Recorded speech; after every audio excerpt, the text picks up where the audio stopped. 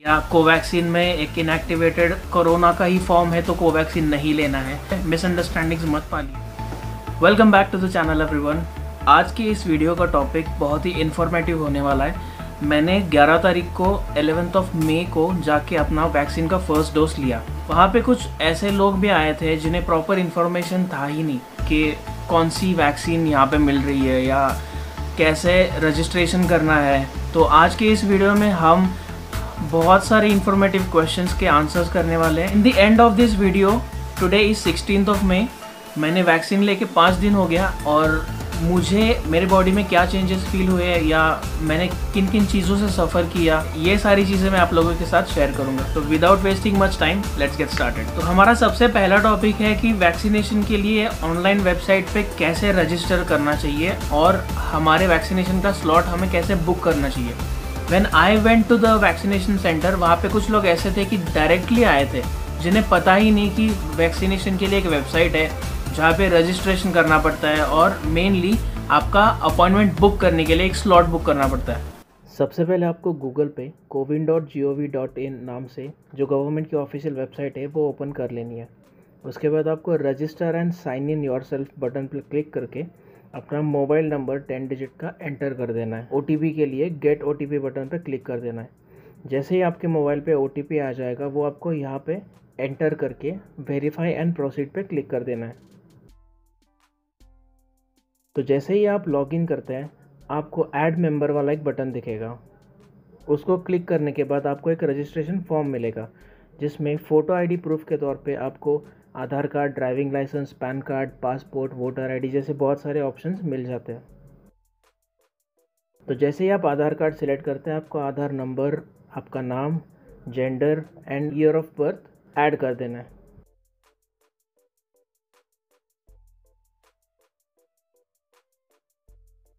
तो इस तरह से आप एक मोबाइल नंबर पे 4 यूज़र्स को ऐड कर सकते हैं।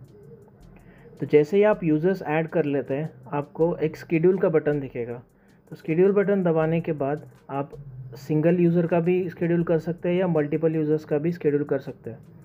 तो जैसे ही आप शेड्यूल नाउ बटन पर क्लिक करते हैं आपको एक बुकिंग का विंडो दिख जाएगा जहाँ पे आप आपके डिस्ट्रिक्ट का पिन कोड डाल के वैक्सीनेशन सेंटर सर्च कर सकते हो या फिर आप स्टेट या डिस्ट्रिक्ट सर्च करके आपका वैक्सीनेशन सेंटर देख सकते हो। तो जैसे कि मैंने यहाँ पे महाराष्ट्र चूज़ किया और डिस्ट्रिक्ट के तौर पर फॉर एग्जांपल मैं चूज़ करता हूँ पुणे। जैसे ही आप सर्च पे क्लिक करते हो आपको पुणे डिस्ट्रिक्ट में जितने भी अवेलेबल वैक्सीन सेंटर्स है उसकी डिटेल्स मिलेंगी। तो जैसे ही आपको ग्रीन कलर का अवेलेबल सेंटर दिखे उस ग्रीन कलर पे आपको क्लिक कर देना है। आपको आपका कन्वीनियंस के हिसाब से टाइम चूज़ करने का मौका मिलेगा। तो जैसे ही आप टाइम स्लॉट सिलेक्ट करते हैं आपको नीचे एक कैप्चा वेरिफिकेशन का ऑप्शन दिखता है। वहाँ पे आपको वेरिफिकेशन लेटर्स टाइप करके बुक बटन पे क्लिक कर देना है। आपके रजिस्टर्ड मोबाइल नंबर पे एक कंफर्मेशन आ जाएगा जिसमें रेफरेंस ID और एक सीक्रेट कोड होता है। तो वैक्सीनेशन सेंटर पे आप दिखा के वैक्सीन लगवा सकते हो। तो आगे बढ़ते हैं हमारे अगले सवाल की तरफ जो है difference between Covishield and Covaxin और उसमें कौन सी टेक्नोलॉजी यूज़ की गई है। सबसे पहले समझते हैं कि ये बैक्टीरिया जो होता है वो किस तरह से दिखता है या किस तरह से फंक्शन करता है। कोरोना वायरस का बैक्टीरिया कुछ इस तरह से दिखता है। ये एक एक्चुअल बैक्टीरिया नहीं है। बैक्टीरिया जो होता है इस प्रोटीन शेल के अंदर होता है। तो ये जो स्क्रीन पे आप शेल देख रहे हो ये अलग अलग तरह की प्रोटीन से बना हुआ एक स्पाइक प्रोटीन शेल होता है। उसके बाद जो इनर शेल होती है वो कुछ इस तरह से दिखती है जिसके अंदर एक्चुअल में आपका जो बैक्टीरिया है हम एक्चुअल वायरस या बैक्टीरिया बोल सकते हैं। अब जो इनर शेल में जो बैक्टीरिया होता है जिसे हम एक्चुअल वायरस कहते हैं वो आउटर शेल यानी कि प्रोटीन शेल का यूज इसलिए करता है ताकि वो इजीली हमारे ह्यूमन बॉडी में जो सेल रिसेप्टर होता है उसमें एंटर कर सके। अब कोवैक्सीन नाम की जो वैक्सीन है ये कम्प्लीटली इंडियन मैन्युफैक्चर्ड है एंड इसे बनाया गया है भारत बायोटेक कंपनी ने in collaboration with Indian council of medical research. इसका मैन्युफैक्चरिंग होता है इंडिया के हैदराबाद स्टेट में। अब इंडियन साइंटिस्ट्स ने कोवैक्सीन में जो टेक्नोलॉजी यूज करी है वो सिमिलर टेक्नोलॉजी है जो रेबीज, पोलियो, चिकनगुनिया की वैक्सीन जब बनाई गई थी उनमें जिस तरह की टेक्नोलॉजी यूज करी है उस तरह से। अब थोड़ा सा डिटेल में बात करते हैं। तो वैक्सीन है उसमें जो बैक्टीरिया डाला जाता है, जी हाँ, यू हर्ड इट राइट, उसमें एक बैक्टीरिया डाला जाता है बट ये एक्चुअल में कोरोना वायरस का एक लुक अलाइक बैक्टीरिया होता है, या बोल सकते हैं कोरोना वायरस का एक डेड फॉर्म या इनएक्टिवेटेड फॉर्म होता है, जिसके ऊपर प्रोटीन शेल को कवर करके ये बैक्टीरिया बनाया जाता है। अब आप बोलोगे कि यार ये कोविड का वायरस हमारे स्किन में एज अ वैक्सीन डाल रहे हैं, तो इसका कोई साइड इफ़ेक्ट होगा क्या, या इसको कुछ हार्म होगा क्या बॉडी को? जी बिल्कुल नहीं, बिकॉज ये एक इनएक्टिवेटेड फॉर्म है। जब ये वैक्सीन के थ्रू आपकी बॉडी में जाएगा, जस्ट बिकॉज ये इनएक्टिवेटेड फॉर्म में है, ये स्प्लिट नहीं होगा या आपकी बॉडी को कोई हार्म नहीं पहुंचाएगा। आपकी बॉडी को सिर्फ ये इंजेक्ट करके बताया जाता है कि एक कोरोना वायरस जैसे ही लुक अलाइक जो बैक्टीरिया है वो आपके बॉडी में एंटर हो चुका है, तो आपकी बॉडी को ये लगता है कि ये कोरोना वायरस ही है। जैसे ही ह्यूमन बॉडी में ये bacteria as a vaccine inject किया जाता है, हमारा इम्यून सिस्टम उसे एज अ कोरोना वायरस ही समझता है, बिकॉज वो लुक अलाइक होता है कोरोना वायरस SARS-CoV-2 वायरस के जरा, बट वो एक्चुअल में SARS-CoV-2 का एक्टिव फॉर्म नहीं है। It is an inactive form of corona virus, और उसके अगेंस्ट फाइट करने के लिए हमारे इम्यून सिस्टम में बहुत सारे एंटीबॉडीज बनना चालू हो जाते हैं। So that is how Covaxin works. अब बात करते हैं इसकी एफिकेसी के बारे में। एफिकेसी और इफेक्टिवनेस में बहुत ज़्यादा डिफरेंस है। तो जैसे ही कोई कंपनी एक वैक्सीन बना लेती है, उन्हें उसकी एफिकेसी डिफाइन करनी होती है, वो कितने % एफिकेट रहेगी, उसे कहा जाता है एफिकेसी। अब एक्चुअल इफेक्टिवनेस क्या होता है? जब हम कोई वैक्सीन ह्यूमन बॉडी में इंजेक्ट करते हैं, उसके बाद उसमें क्या इफेक्ट आता है, उस पर साइंटिस्ट या डॉक्टर्स डिसाइड करते हैं कि ये इतना % इफेक्टिव है। तो एफिकेसी की अगर बात करें तो कोवैक्सीन जो है वो एज़ कम्पेयर टू कोविशील्ड 10% ज़्यादा एफिकेट है, विच इज़ 80% ऑफ एफिकेसी। अब बात करते हैं इसके डोसेज के बारे में। जैसे ही आपने पहला डोज लिया, उसके 28 डेज़ के बाद, यानी कि 4 से 6 हफ्ते के बाद ही आप दूसरा डोज लेने के लिए एलिजिबल होते हैं, और आइडियली 4 से 6 हफ्तों के बाद ही दूसरा डोज लेना चाहिए। अब बात करते हैं कोविशील्ड वैक्सीन के बारे में। कोविशील्ड वैक्सीन जो है वो university of Oxford and AstraZeneca PLC in British biotech company ने डेवलप किया है, और जिसका प्रोडक्शन जो है वो महाराष्ट्र के सीरम इंस्टीट्यूट जो पुणे में बेस्ड है वहाँ पे किया जाता है। कोविशील्ड की वैक्सीन बनाते टाइम जो बैक्टीरिया यूज़ किया जाता है उसे कहते हैं एडिनो वायरस।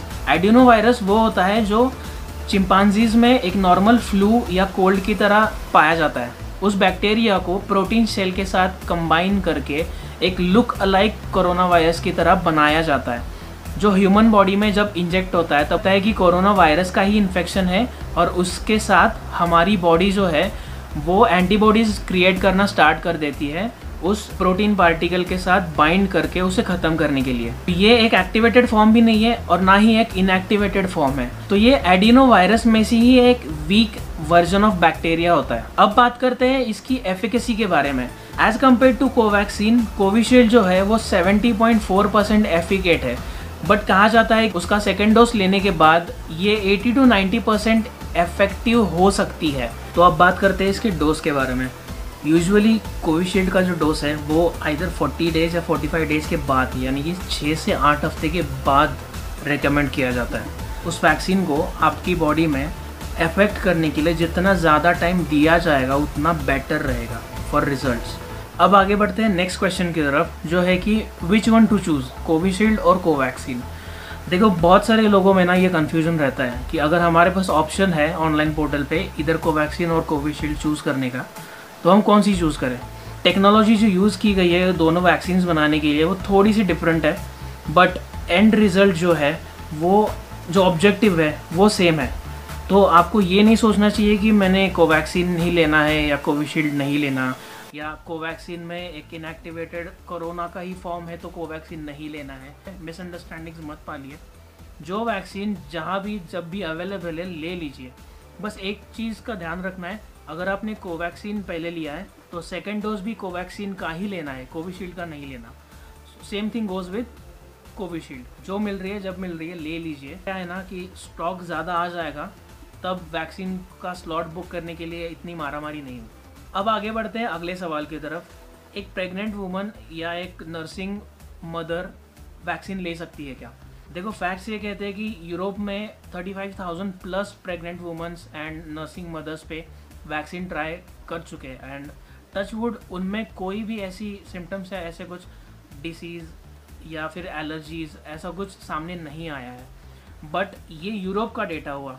इंडियन फैक्ट्स अगर चेक करें तो हमारे पास अभी तक टेस्टिंग चालू है, बट कोई प्रॉपर डेटा है नहीं जिसके बेसिस पे हम बोल सकते हैं कि हाँ लेना चाहिए या नहीं लेना चाहिए। तो डॉक्टर्स ये रेकमेंड करते हैं कि थोड़ा टाइम वेट कर लो, जितना डिले होगा उतना बेहतर है, क्योंकि एक बार टेस्ट हो जाने के बाद थोड़ा सा एक कॉन्फिडेंशियल डेटा अपने हाथ में आ जाने दो, ताकि समझ में आए कि हाँ एक्चुअल में वर्क करता है या नहीं करता, या कौन से साइड इफ़ेक्ट्स है या क्या है। थोड़ा सा वेट करें और उसके बाद अपने डॉक्टर से कंसल्ट करने के बाद ही आप वैक्सीन के लिए जाएं। तो चलिए अब बात करते हैं क्या क्या साइड इफ़ेक्ट्स या इफ़ेक्ट्स हो सकते हैं आफ्टर टेकिंग द वैक्सीन। सबसे पहला जो इफ़ेक्ट है जो हर इंसान में होता है इंजेक्शन लेने के बाद, वो होता है पेन एट इंजेक्शन साइट, और थोड़ी बहुत स्वेलिंग होती है, ये मसल पेन करने लगता है।